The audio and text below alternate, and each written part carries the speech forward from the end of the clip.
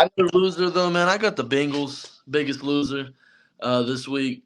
Despite getting a dub. What? You Listen, man. Despite getting a man, W, there's some biasness coming out now, man. nah. Listen, bro. I swear, because why is Joe Burrow on one leg throwing 30 times in one half?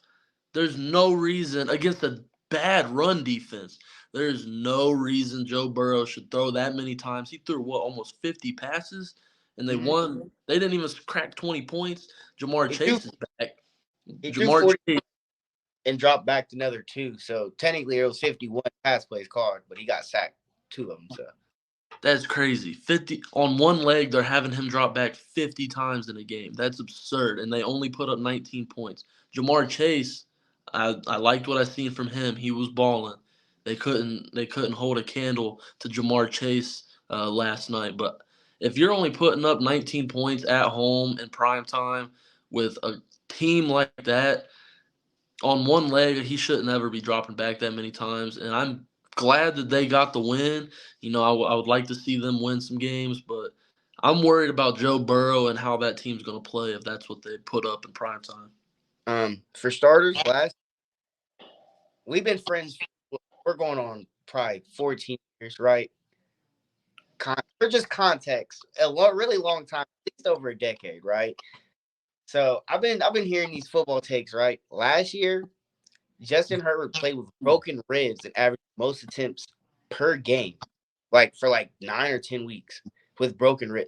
Never heard you one criticize saying this guy shouldn't be throwing. You were like, throw, throw, throw, throw. And he's putting up all these numbers. And then a guy with the cat, you're like, I just like his little bias coming from the Steelers fan. I don't No, know how. I'm not mad that they won or anything. I'm just saying he's hurt. He's not playing to his greatest, and he went like one of like 10 on passes 15 yards or deeper or something like that, or he was missing deeper throws because of the calf. I know a stat. That's the season though. That's what a season stat is.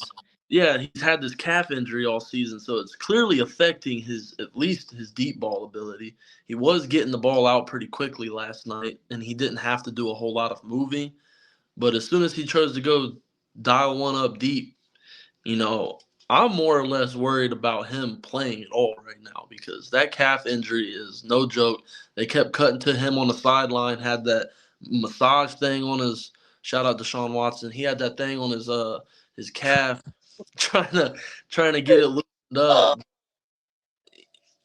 I don't like seeing that. That I know they don't got any options, but if he can play, I guess he can go. But I don't want him to get hurt. That's all that is. One, I'm gonna say this: Burrow, he forced to play. I mean, but one, there's doctors on the NFL teams that have no connections to staff. They make their decisions based off their medical staff. They don't talk to Zach Taylor. Besides, just to tell him the ruling. I actually just learned this this summer. They have no, especially the neurologists. They don't even see NFL management. They're the neurologists for brain specifically don't even talk to management. They just sign their contract and do it. Right. But if Burrow gets passed and he's $275 million, I feel like not for Burrow that has to play, but I'm saying I feel like he had to be comfortable. He took first team reps all week, Right. so I'm not saying that he ain't really hurt, but I think like it's an injury, and it's one of the things I seen there was a 30%, and then I seen by game day it was a 20% risk, and then game time they said 15%. I don't even know how the numbers declined this, and I just risking injury is dropping. And then post game, he said, he didn't retweak it. He said he felt great still, like a little sore, but he sore every game. Right. And one thing I heard from another podcast, Shannon Sharp, actually, so I ain't even gonna copy what he said, but he said nobody gets healthy season, like everybody's healthy. Yeah. So it's like playing through it, like I've seen Big Ben play through a lot. I have. That is for sure. And I never heard you say Big Ben shouldn't be throwing it when he was getting them 500-yard passing game bum knees. Well, while that may be true, I wasn't worried about the potential of something way worse. It was always all right. It's a strained knee or whatever the fuck he would play through, and it's like there's no real chance of something else unless he takes the same hit. But this was more of a non-contact injury from Burrow, which is where it's like, all right, now it's like any way you plant, you run the risk of something worse happening, and he's one of the best players in the league, and the league is better when he's playing. So if they would have lost last night, then I think there definitely should have been some conversations about sitting him or something until he's fully healthy. But I guess they won, so keep him playing for their win's If I'm sake. mistaken, I watched every play. I didn't see all but 2 plays, and there was where he was kind of like grimacing or kind of even limping. I Hmm. mean, he started the game 10 of 13, 68 yards. He was low key decent to start the game, but as time ran on, you start seeing blitz but I thought the Bengals picked up blitzes greatly. Yeah, I thought greatly. There was 2 sacks up, and they were to the same person. yeah, he's tough. He's a tough guy. He is. He's Yeah, playing through shit. That defense looked great. Matt Stafford was getting beat this the is fuck up last night. He better was. than they played against the Niners and the Seahawks, and neither one of those did that to Matt Stafford at all. Yeah, Neither. he was Puka, getting.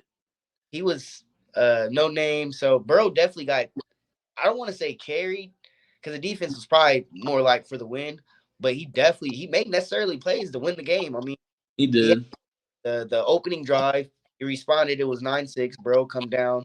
He had a great drive. He went probably 6 of 8, if I want to estimate. Jamar had a nice 2-yard gain of reception. And honestly, he 250, and there was 6 drops in the.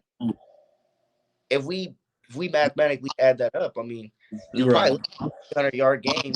Yo, And I what's don't know. going on with T. Higgins, man? Hey, he'll be there. He's that guy. He's that Three guy. catches, 21 yards, and he had what, two, three drops, something like that, maybe four drops.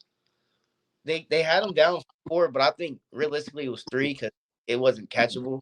Like it was one of them like they Mm, crazy catch, and it wasn't realistic to be honest. But we'll say 4 drops just because I'm making a Burrow case. Let's say he had 4 drops. Our back had another 2. Jamar opened the game 1, and I mean you're looking at 7 to 8 drops. Like, and this is all well, Higgins had a few second half drops, but the other ones they were all in the first half when yeah, Burrow was in. So there was times where we could have got points where you just come out empty handed because there was drops. If these balls are caught, pause, then there's 290, 300 at least. yeah, sure. I just gave you 8 drops, right? And he was 27 of 49, 35 of 49, and I don't know if we're having this conversation that he looked right.